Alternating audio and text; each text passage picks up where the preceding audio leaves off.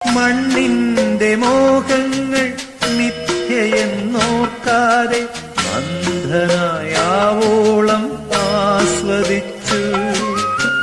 എന്നും നൂതന ദിവ്യ സൗഭാഗ്യമേ, നിന്നെ പിരിഞ്ഞുപോയി നീചനാം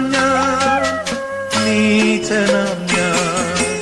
ദൈവമാം കർത്താവാണെന്നുടെ ഓഹരി, അങ്ങയിലാണെൻ ശരണം.